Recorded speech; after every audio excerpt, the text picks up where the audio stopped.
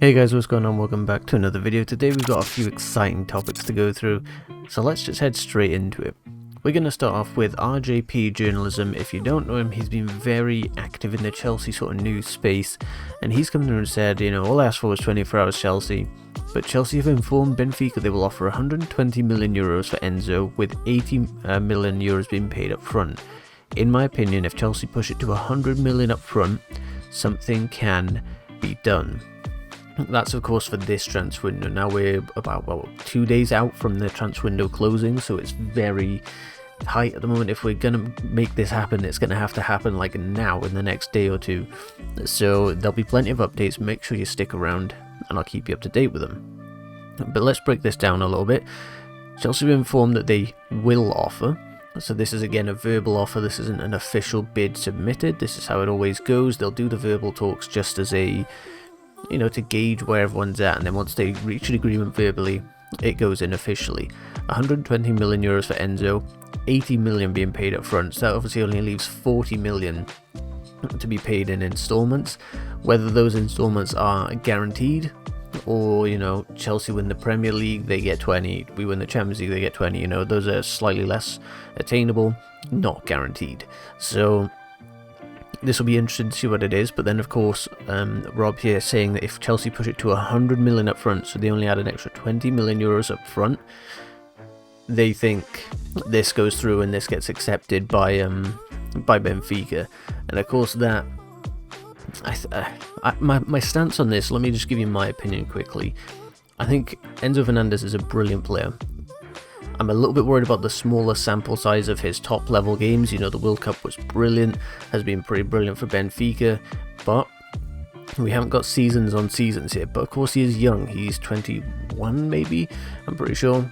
And players like this, if you want to get ahead of Man City, Real Madrid, I was about to say Barcelona, but they don't have enough money, these kinds of clubs, then you've got to go early, and we're going to have to pay this sort of premium of 120 million euros. Do I think Chelsea would push it an extra 20 million of it up front? So of course then that's 100 million up front, 20 in add-ons. I think Chelsea probably will, and I think if we're going to do it, it'll end up being tomorrow, very late into the transfer window, because we want this bid of 80 million up front, and then the extra 40, we want that to work ideally, because the less we pay up front the better.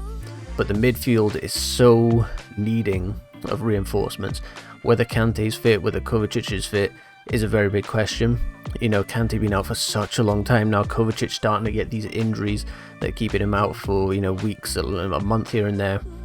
It's problematic, which leaves us with Jorginho and Zakaria. And Zakaria's showing some good form at the moment. Jorginho's okay, but he's not. There's a level above Jorginho that I think we need to attain to hit, and I do think Enzo Fernandez hits that ceiling. So to move on to another tweet from CL Merlo, of course you can see here that they work for an Argentinian organisation, and it says Chelsea informed Benfica that they are willing to improve the offer for Enzo Fernandez to 120 million without players involved. So we know now that is no players, that is just straight cash. For now, Rui Costa continues with his position of not parting with him. So if we're going to take this into account, we're gonna believe this. Of course, every report needs to just be taken with a pinch of salt, as I always say. Then this isn't enough, and Chelsea are going to have to improve, like he said, to 100 million up front, and then he thinks something might happen there. So it'll be interesting to see where this goes, in the next day or so. I'm sure we're going to see an improved offer, and I think Chelsea might go in very late and end the window on a bang. Of course, we've signed I think it's maybe 7 players now. Ridiculous. We've been doing brilliantly, reinventing this squad. Of course, so much youth, so much talent in that squad that will keep us going for the next 5+ years if all these contracts are seen out. It's very exciting. But we do have another topic to move on to, and we have De Zerbi here. In his, of course, they knocked Liverpool out of the FA Cup. It was a brilliant fixture, but he adds in the press conference, he says, Caicedo is a good guy. We'll see tomorrow and in the next few days what happens. We hope he stays with us until the end of the season. We'll see the best solution for the club, for him and for us. It's a little more open. He has previously basically shut it down and said, not happening, stop asking me about it.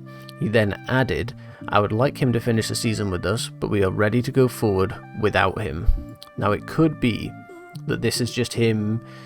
He's a very strong-willed manager, of course, telling him don't come back to the club until the transfer window closes, seeing this game, and winning this game against Liverpool, of course a fantastic achievement for Brighton, and shows that he's, a strong-willed manager. So maybe this is him just saying, look, if you don't want to be here, if anyone doesn't want to be here in my squad, I have the final say on what happens here. We will live without you, whatever, but I think he is going to put his foot down. As open as this is, basically implying, maybe something can happen in the next 2 days, I think Caicedo will stay. And obviously if Chelsea are putting these bids in for Enzo Fernandez, we're likely to work on, simultaneous deals. So it is possible we're working a little bit on Caicedo, a little bit on Enzo, and then whichever one we end up getting, if any, will be the one that we'd, go ahead with.